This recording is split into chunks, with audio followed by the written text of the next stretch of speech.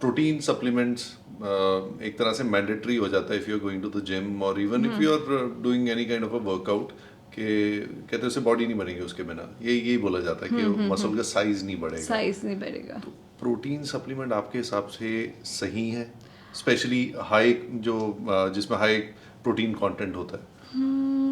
Protein हम recommend करते हैं, ठीक है, लेकिन again depend person to person. Protein की रिक्वायरमेंट रहती है, जैसे कि लाइक मैं ओ पॉजिटिव हूँ और I am a pure vegetarian, egg भी नहीं खाती, तो अगर मैं बहुत एक्स्ट्रा वर्कआउट कर रही हूँ जिम में किसी दिन 40-45 मिनट्स, तो मेरे मसल रिपेयर के लिए मुझे प्रोटीन की रिक्वायरमेंट रहेगी, प्रोटीन सप्लीमेंट की। क्योंकि आप जब 1 स्कूप प्रोटीन लेते हो तो उसमें आपका 20 ग्राम ऑफ प्रोटीन क्लियर चला जाता है, तो क्योंकि आपको इमीडिएट 20 ग्राम ऑफ प्रोटीन मिल रहा है। सारा डाइजेस्ट हो जाता है वैसे नॉर्मली? अगर आपने वर्कआउट किया हुआ है तो वो डाइजेस्ट ऑलमोस्ट हो जाता है। अगर आप प्रोटीन ले रहे हो तो प्रोटीन की डाइजेशन के लिए ये भी इंपॉर्टेंट है कि आपका वाटर इनटेक उस दिन बहुत ज़्यादा हो एंड आपका सैलेड भी हो। जैसे कुकुम्बर होता है ना, उसके अंदर एक एंजाइम होता है प्रोटीन ईज एंजाइम, जो प्रोटीन की डाइजेशन करने में हेल्प करता है। इसलिए जब भी हम नॉन वेज किसी को रिकमेंड करते हैं, एग रिकमेंड करते हैं, तो साइड पे सैलेड या सॉटे वेजिटेबल्स 100% रिकमेंड करते हैं, ताकि प्रोटीन इजीली डाइजेस्ट हो जाए, गट पे प्रेशर तभी ना। आजकल प्रोटीन के बॉक्सेस पे लिखा होता है विद एंजाइम्स। हाँ, वो उनको डाइजेशन में हेल्प करे।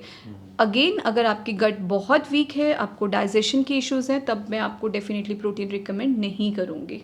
एंड ओवर प्रोटीन नहीं होना चाहिए। वर्कआउट आप कर रहे हो 20-25 मिनट्स और 2 स्कूप प्रोटीन ले रहे हो, वो भी गलत है। मतलब it has to be a balanced, there has to be balanced. क्योंकि normally what I have seen is particularly that everybody has a different metabolism and different body. जैसे आपने बताया कि ब्लड ग्रुप के हिसाब से भी अलग रहता है कि हर Yes. किसी को डाइट भी अलग चाहिए होती है, but when you go to any gym तो वो सेम डाइट दी जाती है एक ये तरह मैंने से। बोला ना, उनका एक कंप्यूटराइज फिगर है, डॉट डॉट डॉट, इतना आपको प्रोटीन खाना है, इतना आपको चिकन खाना है, इतना एग खाना है।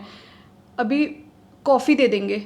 अब जैसे मेरे कॉफी पास के शॉट्स भी लगाते कॉफ़ी हैं। के शॉर्ट्स दे देंगे। अब कॉफ़ी के शॉर्ट्स, एक लेडी जा रही है जिम में, 40 इयर्स की है या 37-38 इयर्स की है, वो अर्ली मेनोपॉजल के सिम्टम्स उसकी बॉडी में आ रहे हैं, या अभी नहीं है तो आ ही जाएंगे 40 के आसपास, तो 100% 40 से स्टार्ट होना शुरू हो जाते हैं।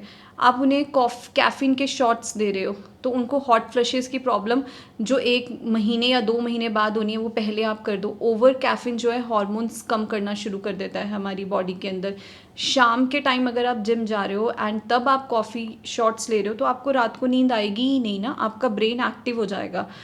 जिन लोगों को नींद की प्रॉब्लम होती है, इवन उन्हें हम इवनिंग की जो चाय भी होते हैं ना, वो बोलते हैं कि 3:30 के बाद आप मत लो, ठीक है। इसका इतना लंबा असर हाँ रहता हाँ, है? इतना आपको शाम को 3:30 के बाद या 4 बजे के बाद अपने ब्रेन को प्रिपेयर करो कि अब रेस्ट करने का टाइम आ गया। तो इसके लिए जिन लोगों को स्लीपिंग एपनिया इश्यूज होता है, तो हम कैमोमाइल टी रिकमेंड करते हैं। कैमोमाइल टी तो मैं हर व्यूअर को बोलूँगी कि लेनी चाहिए, इसके इतने अच्छे रिजल्ट हैं। मतलब मैं क्लाइंट्स को देती हूँ तो बोलते हैं मैम क्या दे दिया आपने, मतलब पूरी डाइट में हम इतने सुकून से सोते हैं, मतलब उससे बहुत अच्छी नींद आती है, आपका माइंड बहुत अच्छे से रिलैक्स हो जाता है रात को।